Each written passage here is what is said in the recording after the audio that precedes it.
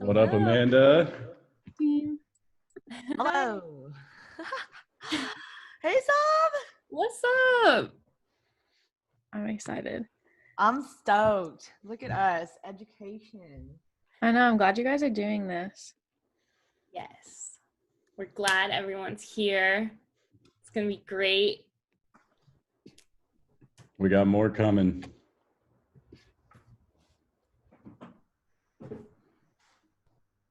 Hey.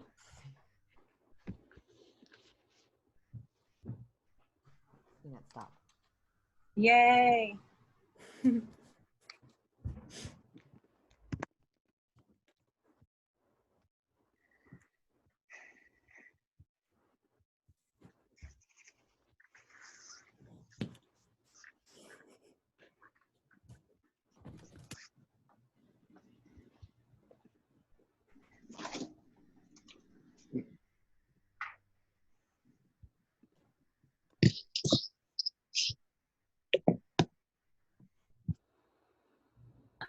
Hey, Ariana.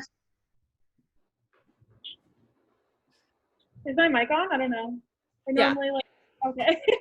Sometimes you come in and it's like silent. So, how are you? Doing well. How about yourself? Good. Yeah. Where are you at right now? I'm at work. I work at a waxing salon. Oh. Love that. Love that for you. We have some interesting times here. Glad you're staying safe. Thank you. Yeah, it's been kind of crazy. Our numbers are spiking really bad here, so we're like madness. Yeah. Wait, where are you located? Florida. Oh, wow. We like reopened everything for some reason, and then now everything, like all of our numbers are like just skyrocketing. Yeah, totally. How is everyone doing? Good. Doing good. Can't complain.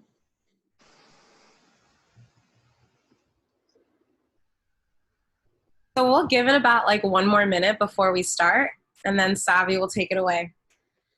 Sounds good. Oh, hey, Evan. Hello. All these beautiful faces. What's up, Ziad? How you doing, man? Good to see you, brother. Deb, you're in space. Yeah, I'm coming from outer space. Oh.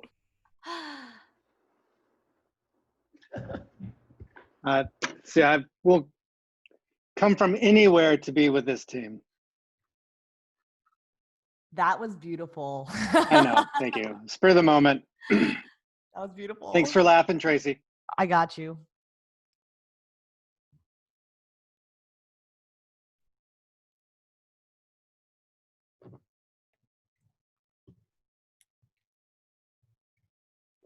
All right, let's get started. Okay, sounds good. Let me just share my screen. Just holding on for that right now.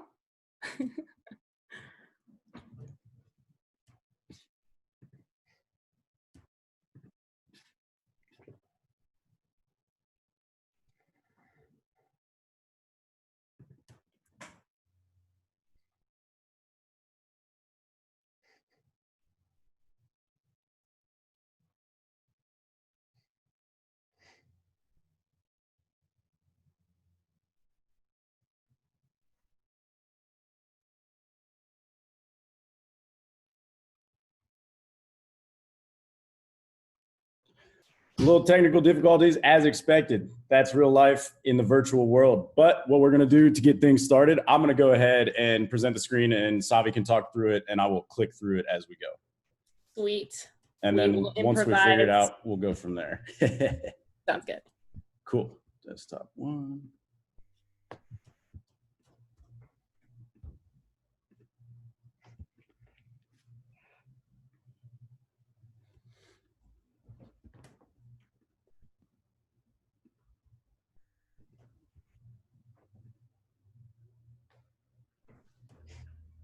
Okay, we're good to go. Everyone can hear me? Sweet. Yes. Yes. Okay, so typically, as most of you already know, we have been using these study hall sessions to open conversations and create a space to educate one another about Thirst Project related subjects. But as an organization that directly impacts the Black communities in Africa, we felt that it was important to direct these conversations and focus on how we can, as allies of the Black community, can do better.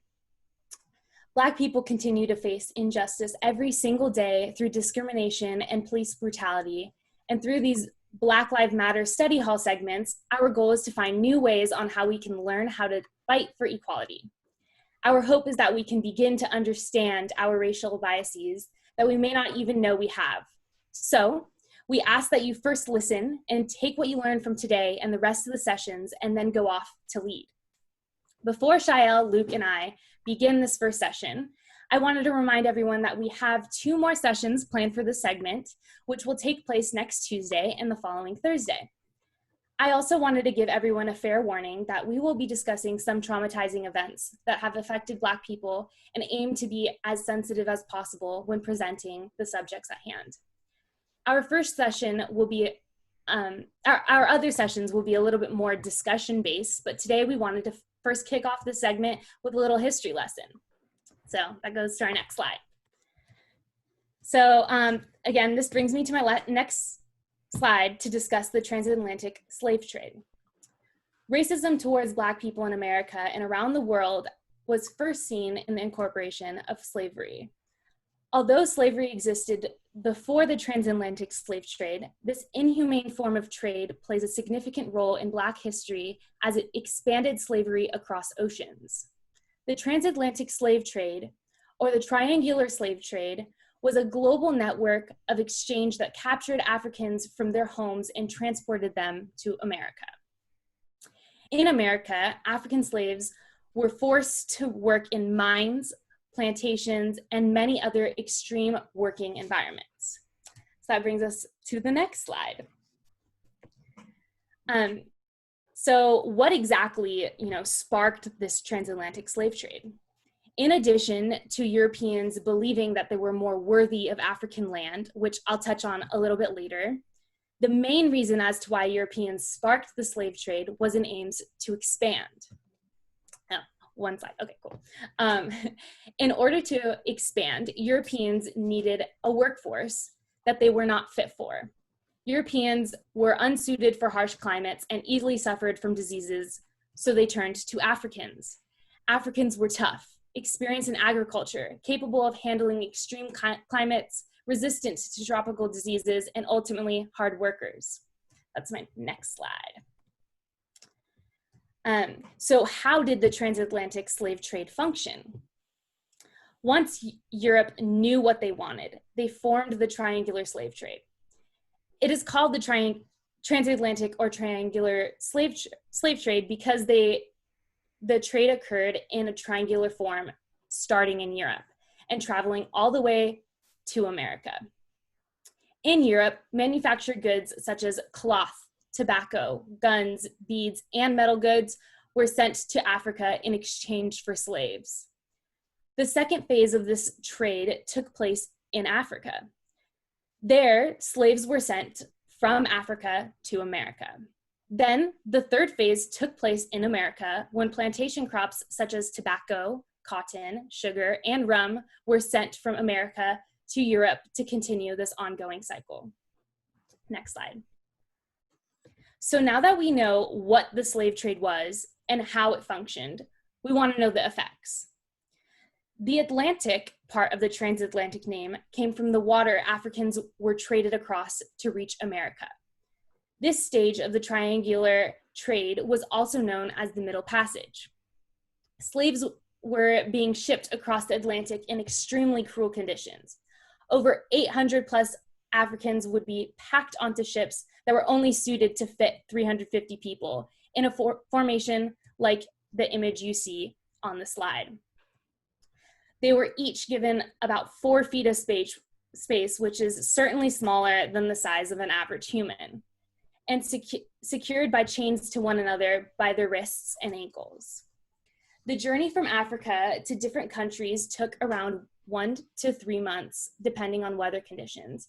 And given that they were stored and treated like objects under the deck, diseases easily spread and killed over 2 million people. This concludes the background for the transatlantic slave trade, but the cruelty and discrimination does not stop there. Next slide. In the 1870s, Europe wanted to continue to expand, so they began to colonize Africa. Colonization is the action or process of settling among and establishing control over the indigenous people of an area. Next slide. So why did Europeans want to colonize Africa? Europeans wanted to continue gaining power. They wanted to profit off African resources and own more land to show off their wealth. They believed that having colonies overseas was their way of achieving these goals. Europeans considered industrial towns and technology to be signs of civilization. Since people in Africa did not have these advancements, they were branded uncivilized, which is a clear example of discrimination and racism. Because of the lack of weaponry and technology in Africa, Europeans believed they had the right to colonize African resources. Next slide. So how did Europeans colonize Africa?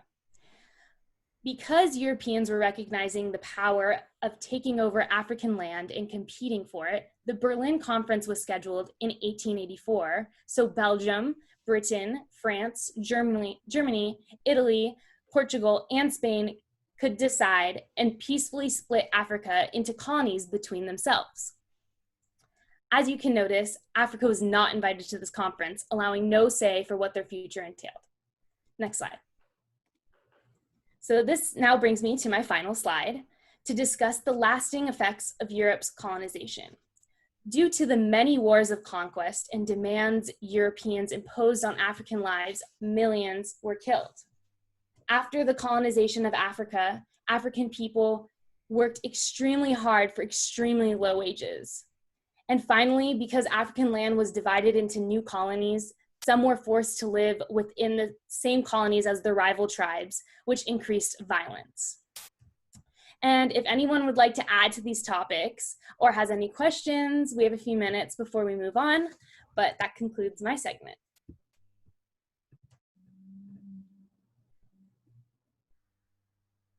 Woohoo! All right, let's continue to my slide. Okay, so as you know, the United States, before it was the United States, was owned by Great Britain. Once we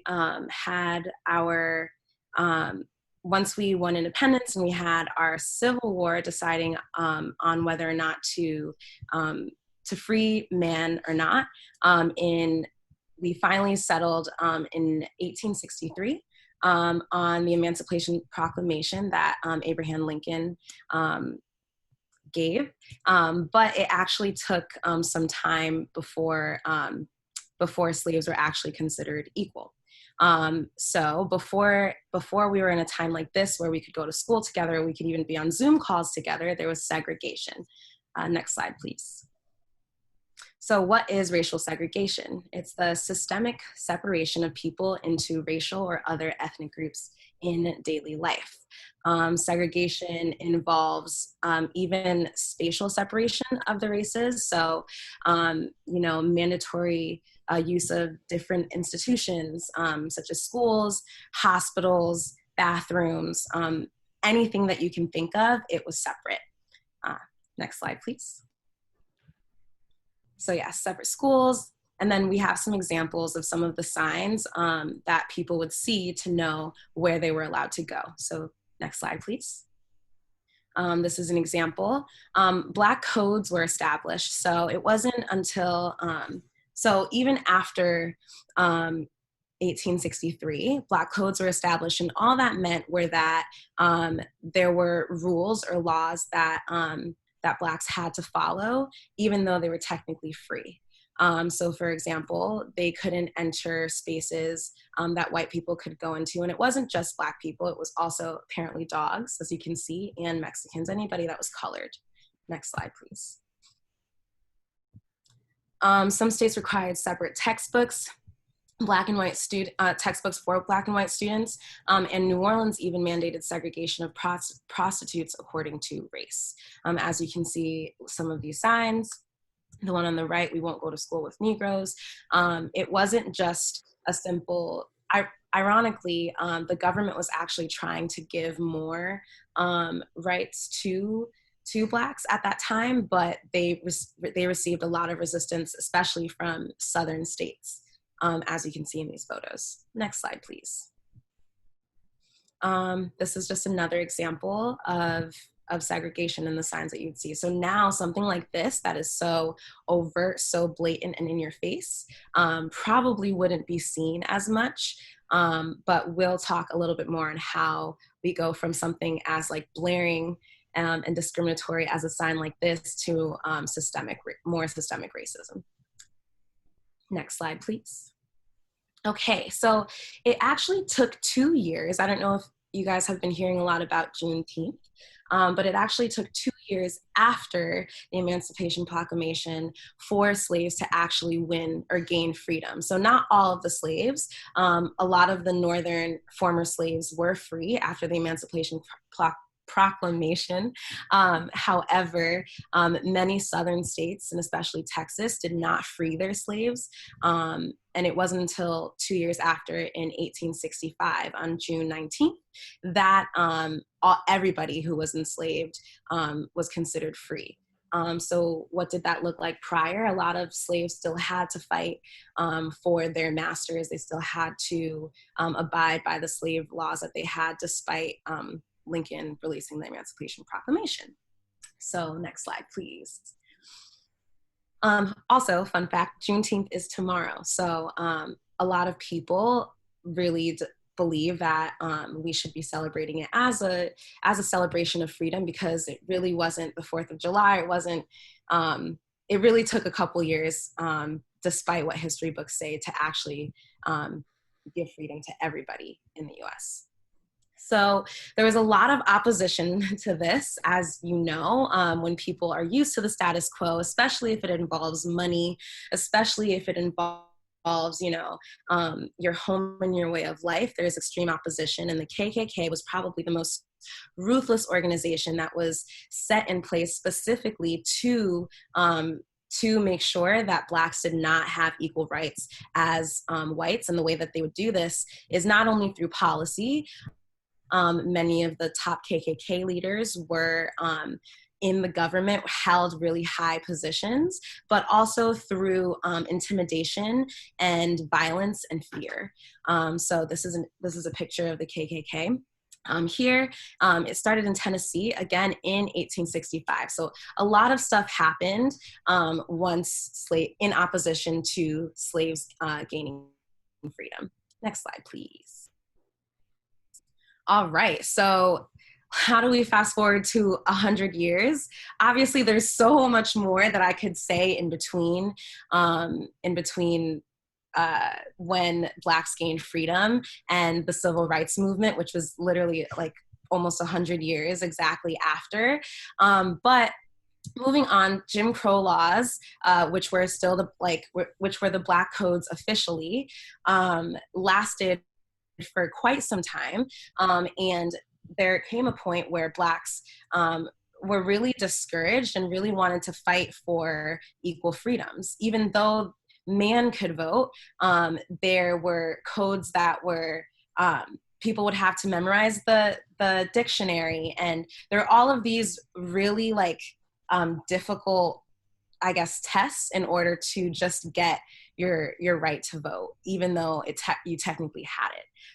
So people like Martin Luther King, Malcolm X, Black organizations like the Student Nonviolent Coordination Committee and the NAACP, the National Advancement of Colored People, they came in place as a way to protect Blacks and to give hope, to push legislation in opposition to groups like the KKK, despite not having equal pretty much anything. So I want to stress in this part that, you know, you see a lot of, you see the Black community fighting right now for equality, but back then it was even the fight was just for civil liberties. It was like, can we have equal institutions? Can we have the right to vote and you know, and choose who represents us?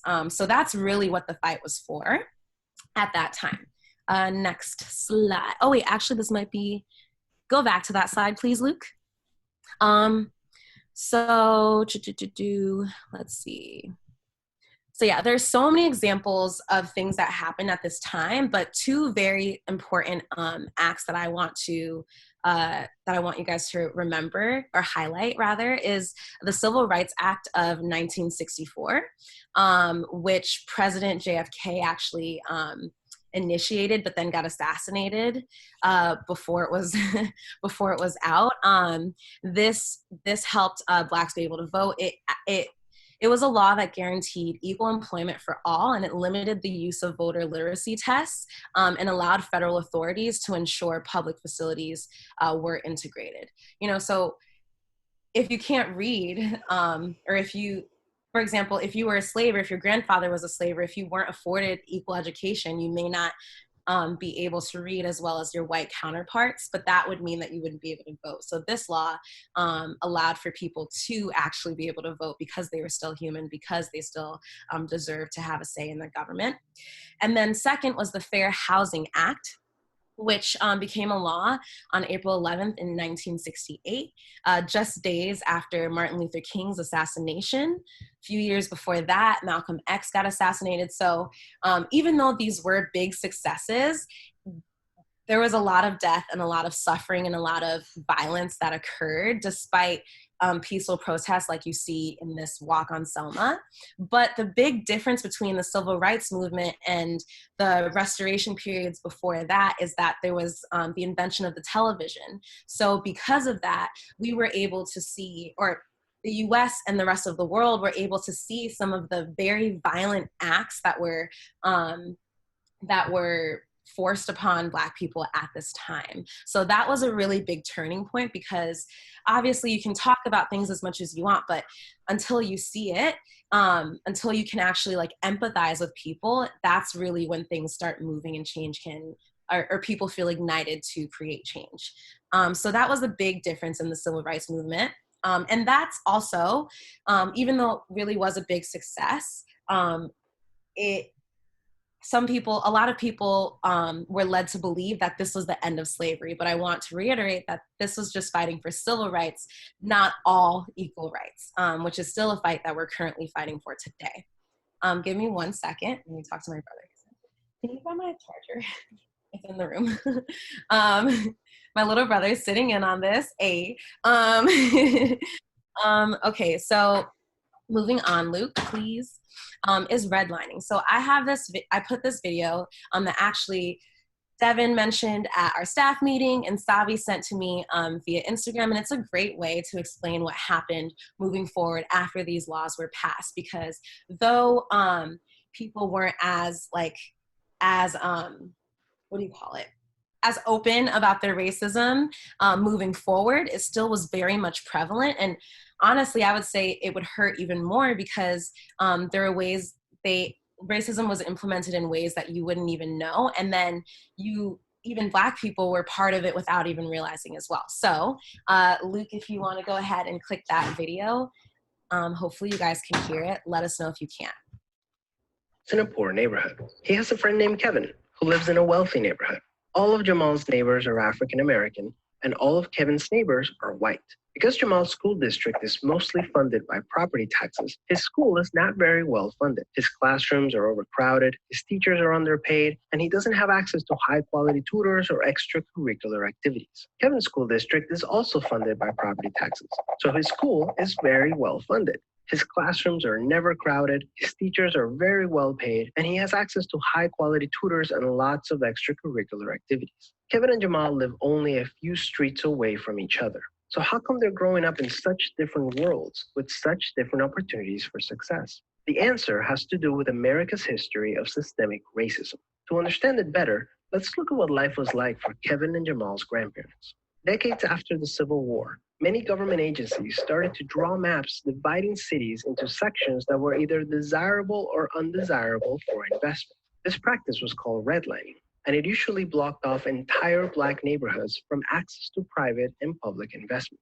Banks and insurance companies used these maps for decades to deny Black people loans and other services based purely on race. Historically speaking, owning a home and getting a college education is the easiest way for an American family to build wealth. But when Jamal's grandparents wanted to buy a house, the banks refused because they lived in a neighborhood that was redlined. So Jamal's grandparents were not able to buy a home, and because colleges could prevent them from attending through legal segregation, their options for higher education were really scarce. Kevin's grandparents, on the other hand, got a low-interest loan to buy their first house and got accepted into a handful of top universities, which traditionally only accepted white students. This opened up a wealth of opportunities that they were able to pass on to their kids and grandkids. Even as late as the 1980s, an investigation into the Atlanta real estate market showed that banks were more willing to lend to low-income white families than to middle or upper-income African-American families. As a result, today, for every $100 of wealth held by a white family, Black families have $5.04. A 2017 study confirms that redlining is still affecting home values in major cities like Chicago today. This explains how Kevin and Jamal inherited vastly different circumstances. Unfortunately, the story doesn't end there. A big part of systemic racism is implicit bias. These are prejudices in society that people are not aware that they have. Let's go back to Kevin and Jamal. Against all odds, Jamal manages to be the only student from his high school to get accepted into a great university, the same one that Kevin and his high school friends are attending. But after Kevin and Jamal both graduate, Jamal notices that his resume isn't drawing as much interest as Kevin's, even though they graduated from the same program with the exact same GPA. Unfortunately for Jamal, studies show that resumes with white-sounding names get twice as many callbacks as identical resumes with Black-sounding names. Implicit bias is one of the reasons why the Black unemployment rate is twice the rate of white unemployment, even among college graduates today. You can see evidence of systemic racism in every area of life.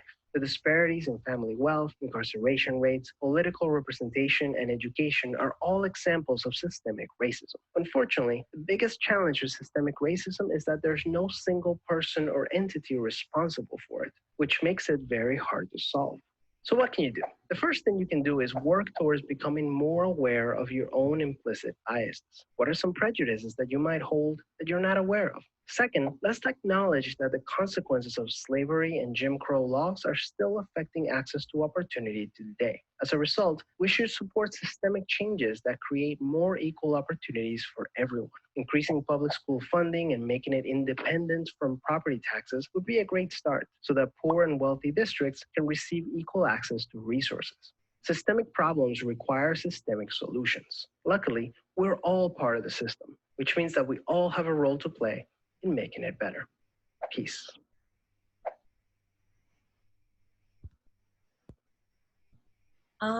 Great. So yeah, that I feel like is a great video that explains redlining. And, you know, just to reiterate, after or even prior to the civil rights movement, a lot of whites, or well, there was in 1920, there was a great migration from the South to the North of Black educated people who wanted to create a life for themselves, who wanted to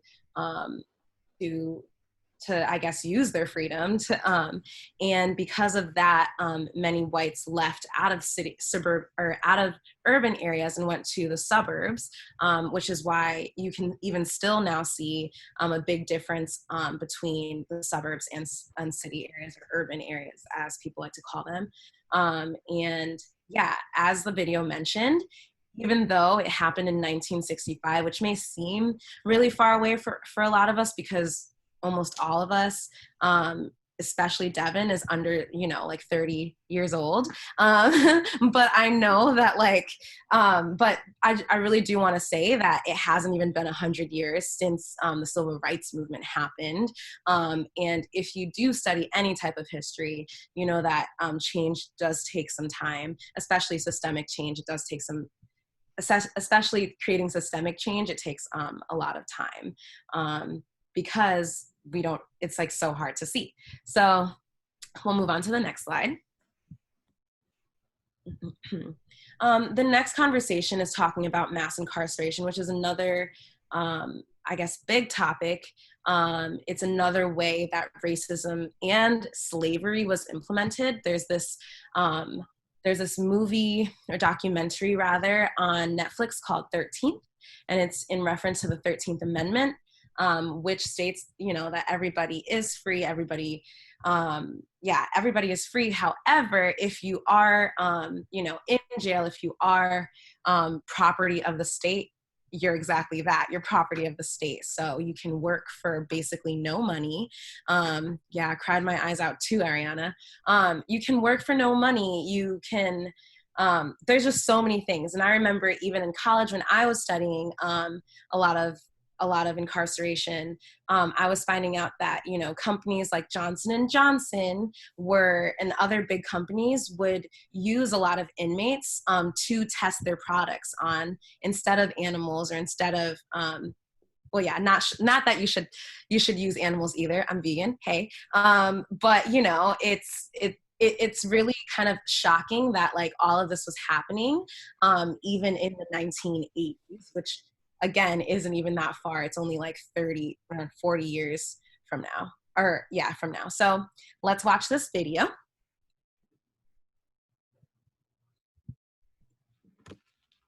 So we've got a very high rate of incarceration historically, comparatively. And the other thing is the rate of incarceration is so high, so socially concentrated. We're no longer incarcerating the individual, but we're incarcerating whole social groups. The rate of incarceration now is about 5 times higher than it was historically. Historically, it was 100 per 100,000. Now it's about 500 per 100,000. If we look at prison, if we add jail to that, it's about 700 per 100,000. Nowhere in the world incarcerates as much as we do. We've seen extremely high rates of exposure to the criminal justice system for African American men with very low levels of schooling. So if we think about Black men who were born in the late 1970s, who are growing up through the American prison boom of the 1980s and the 1990s, the chances that they're going to serve time in state or federal prison if they dropped out of high school is about 70%. So going to prison for that group of Black men with very low levels of schooling, that's become a normal life event. That's really only happened in the last 10 years. We're at this point now where there's about 1.2 million African American children with a parent who's incarcerated. That's about 1 in 9. The research shows the kids who experience parental incarceration have diminished school achievement, they have behavioral problems, depressive symptoms, acting out. And there's also evidence that these kinds of negative effects associated with parental incarceration are concentrated more among boys than among girls. And there's a very real risk here that incarceration becomes an inherited trait. The underlying issue is we've chosen prison as a way to respond to that problem of crime. And there are a whole variety of ways that we could have chosen to respond to that problem of crime. We've chosen the response of the deprivation of liberty. And we've chosen the response of the deprivation of liberty for a historically aggrieved group whose liberty in the United States was never firmly established to begin with.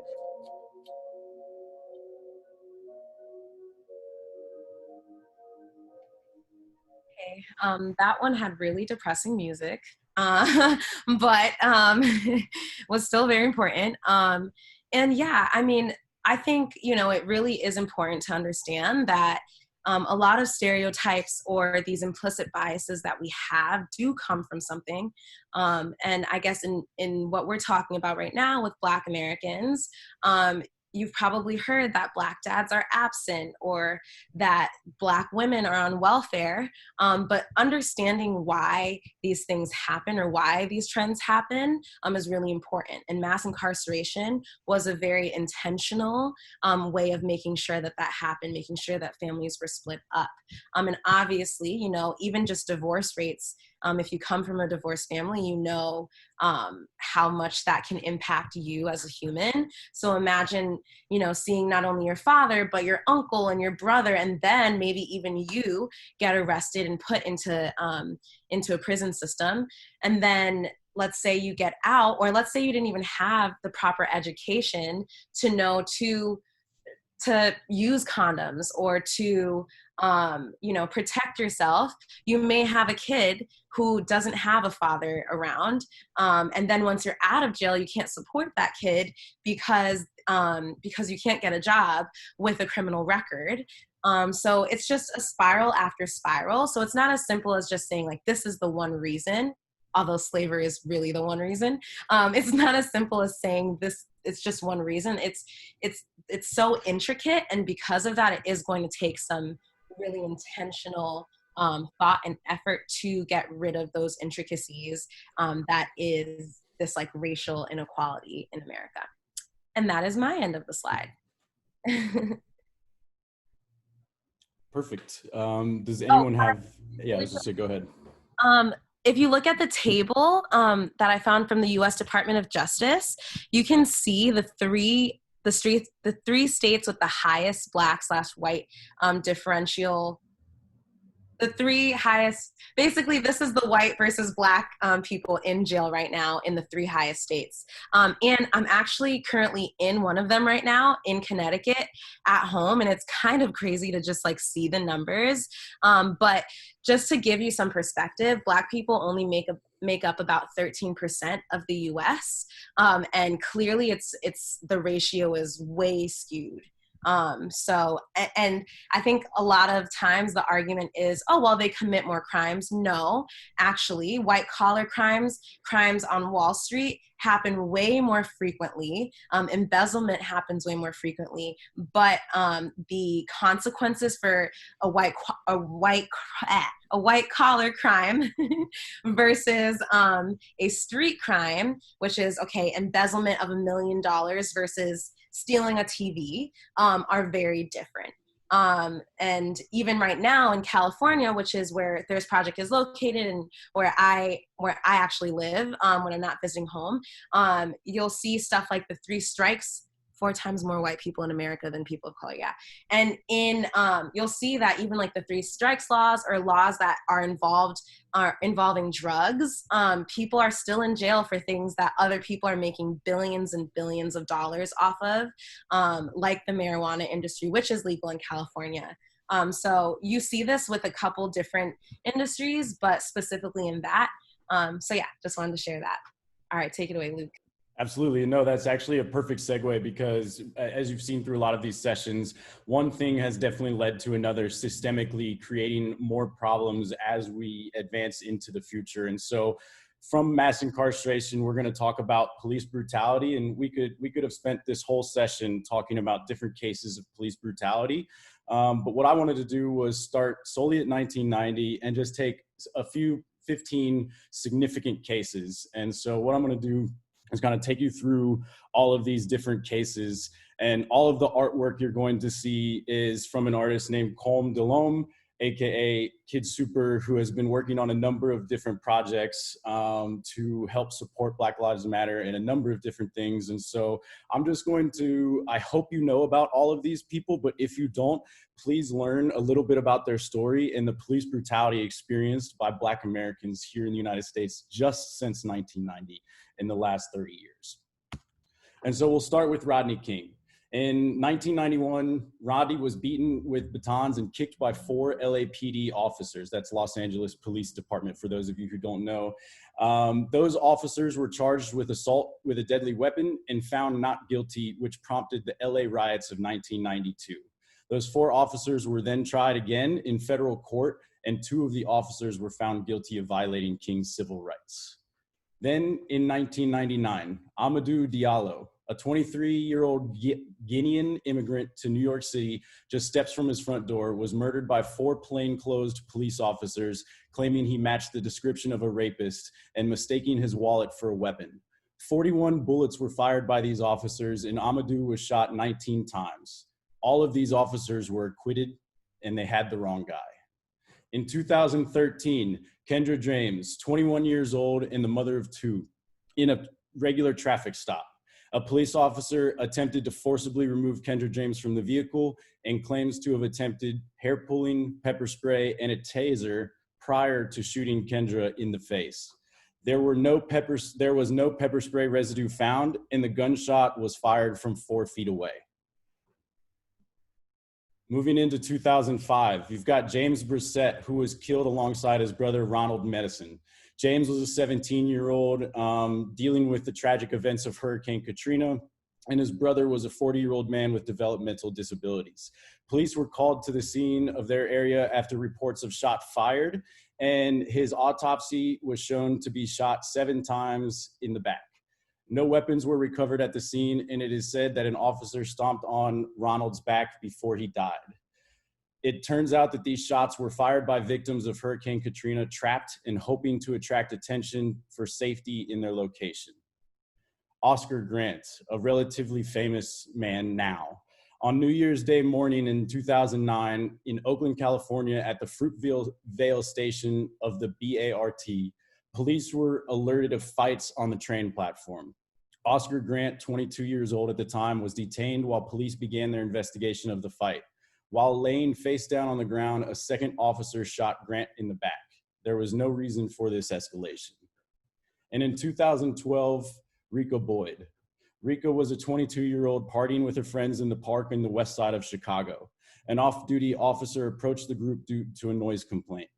The resulting altercation ended with a fatal gunshot to Rika's head.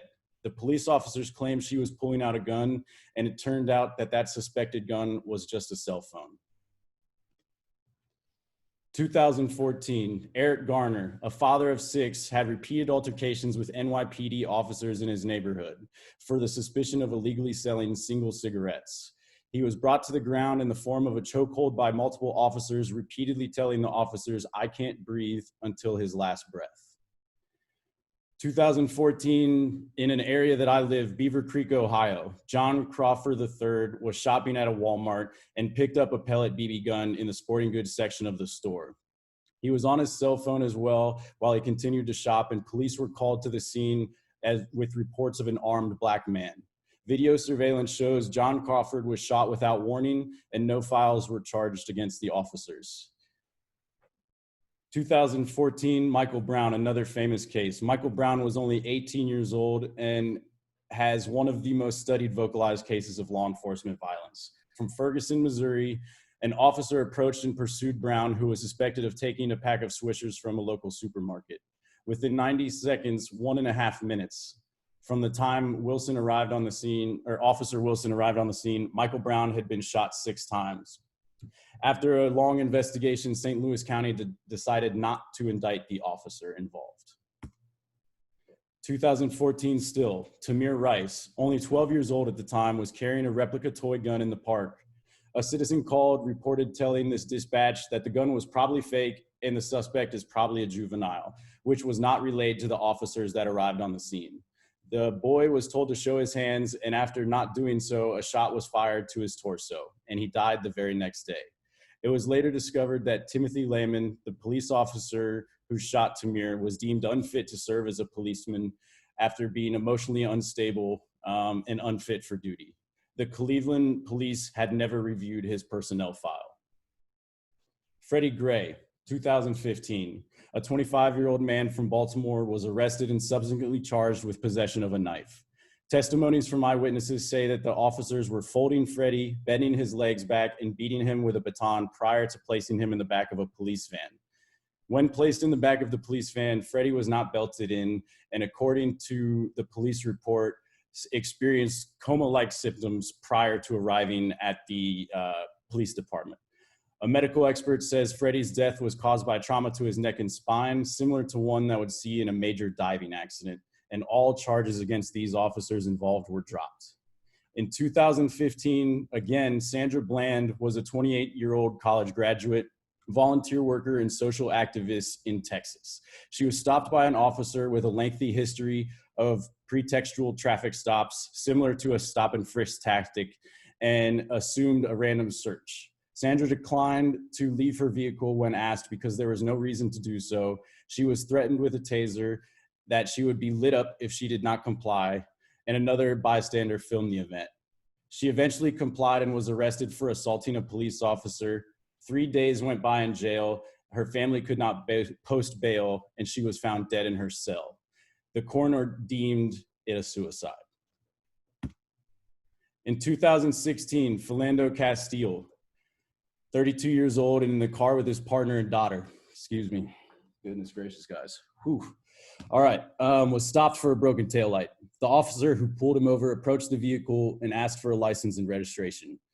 Philando preemptively explained that he had a firearm, which he was licensed to carry, and prior to reaching for his license and registration.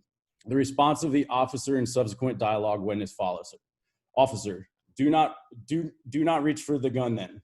Philando, I'm reaching for. Officer, don't pull it out. Philando, I'm not. Passenger, he's not. Officer, do not pull it out, and then shoots 7 close-range bullets, hitting him 5 times. Philando died 20 minutes after being shot, and the officer never even received his license or registration. Breonna Taylor, just earlier this year, March 13th, amidst the COVID pandemic, a no-knock warrant was served on her home because a suspected drug dealer had been investigated after dropping off a package there a few months prior. Prior to breaking down the door, her boyfriend armed himself with his weapon. The police officer fired 20 rounds and her boyfriend returned fire. Breonna Taylor was struck and killed in her own home. There were no drugs found in her home. Her boyfriend has been charged with attempted murder, and none of the officers involved have yet to be charged. And on March 25th, earlier this year again, George Floyd was brutally murdered in broad daylight under suspicion of a fake $20 bill.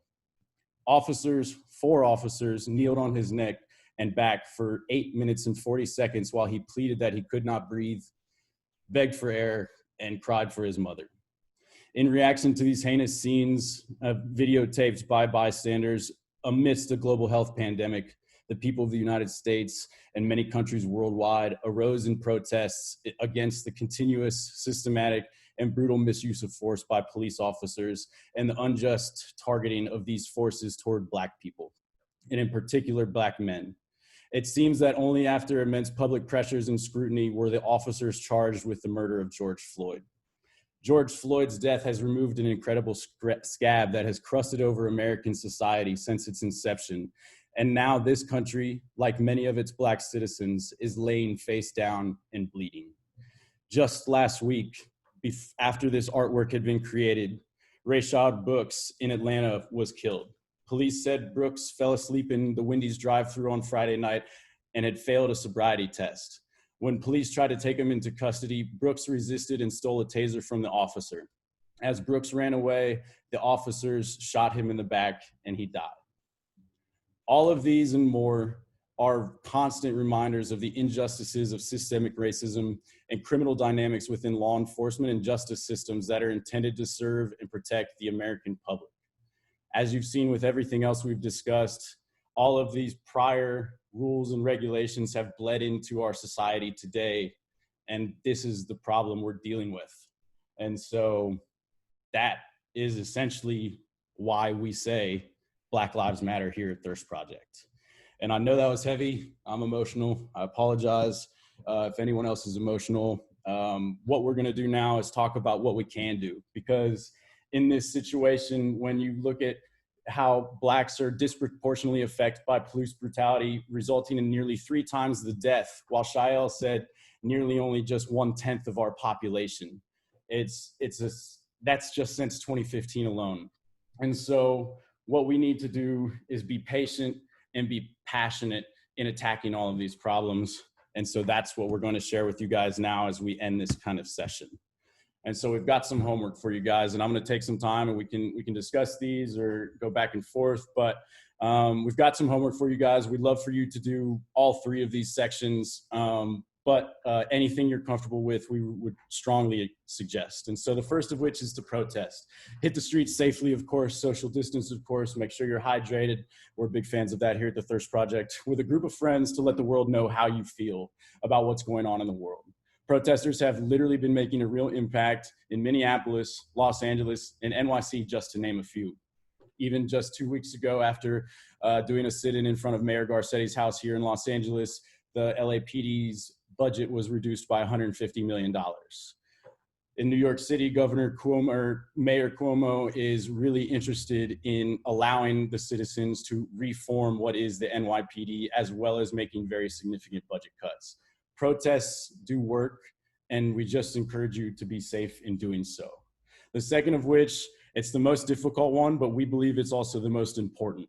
You need to talk with a racist family member and try to just create that understanding and communication, sharing all of the information that we had here today and trying to just see what happens. If we're unable to have conversations that can ignite the hearts and change the minds of our family members, how can we expect to lead others through the world to have these same conversations? And so we really encourage you to do that, no matter how difficult and uncomfortable it is. There's no perfect way to do it. That's also something that's really important to remember. There's no recipe on how to change the mind of anybody. It takes time, it takes constant conversation, and most importantly, it takes empathy and passion towards that person. You have to be able to break down that barrier of hate and disgust and really just start to let them know why this issue is so important. And third of which again really has a significant value, and I think this is for not just this issue, but any issue you would ever face, is write your local representatives. And first of all, I'm sure a lot of you might not know who your local representatives are. And so look them up. Look at them from a city level. Look at who represents you in your city and in your district within your city. Look at who represents your city and district at that state level. And then look at who represents you at a national level, from your senators to your congressmen. These people represent you, and it's their job to listen to the requests and demands of their constituents and do everything they can to improve your livelihood. And some examples of the problems that we just discussed are still needing support right now. And so it's, if you're passionate about the financial issues and the fact that certain communities aren't getting loans based on redlining, and the same with housing and fair housing, write about that. Find out what ballots are on the issue in your local community, or what's going on nationally for these issues. The same goes with police and mass incarceration. Policies can still be changed. And again, voting rights. This isn't on here because in the next session, you're not going to be able to vote. There is no election coming up, but use your voice and vote, vote, vote. That is one of the most important things you can do to make a difference. It's cliche. Everyone says, oh, my voice doesn't matter, my vote doesn't matter. It does. Your vote matters. Your vote matters. And these are some of the items that we want to have you guys attack next week. And then hopefully, if all of you guys are here and are going to join us again next week, we'll be able to discuss how these issues went, or these topics went, and what you were able to actually get accomplished in the next week. And that is what I've got for me, and I'll let Savi and Shael take it over now. Nice. Oh man, I'm feeling all the feels right now. But I guess over everything, over even being sad, listening to all of those cases, and even being able to plug in other cases that, you know, in the years that Luke was speaking about, the biggest feeling that I feel is gratitude and hope with this conversation. I'm really, really thankful to have a team like Thirst Project, to have students like you guys, allies like you guys, that are joining this fight. It's not a fight for me, it's not a fight for my brother, it's a fight for everyone. We're fighting for equality. And, you know, it really warms my heart that we're able to have these types of conversations, because here at Thirst Project, we preach so much that we are world changers and that we're bringing up global leaders. And there really is no way to do that aside from understanding, you know, what has made the world the way it is. And part of that, a big part of that is, you know, racial divide. So with that being said, please, please, please, please, please take care of yourselves. Allow yourselves to feel, get some time off of social media, but then when you're ready, use your voice and do the homework that we assigned to you. And just know that next week we'll be back again on Tuesday to continue the conversation. We're excited to hear from you on how some of the homework assignments go. And yeah, in addition to that, bring a friend that you know, or invite a friend or a family member who you think may benefit from the conversation, even if you feel like they disagree with everything even if you feel like they disagree with history, invite them, because, you know, we really want to have those difficult conversations so that we can move forward. And yeah, that's it for me. Savi, do you have anything? Yeah, I think it's just really important that everyone's here today. Thank you so much for showing up and just being here and listening. And next Tuesday, we're going to be able to, you know, have this time to digest everything that was talked about today. And it'll be more of like a format of a discussion-based Zoom call. I know this one was a little bit more of us talking, but I think that it's very important for us to understand the history before taking action. So yeah, just thank you so much for everyone who showed up today to listen and learn.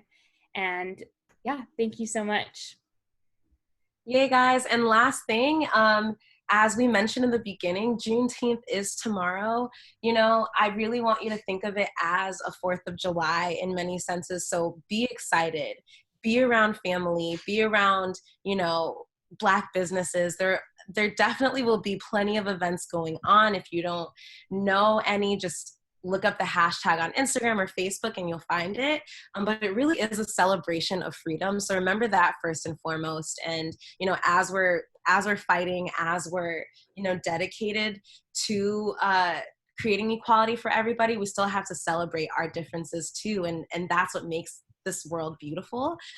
So yeah, I encourage you tomorrow, even if you are working, to take some time just to celebrate the fact that, like, there was a step made towards freedom, and now our country is more awake than ever to continue that fight. So yeah, thank you so much, everyone. And we'll see you next Tuesday.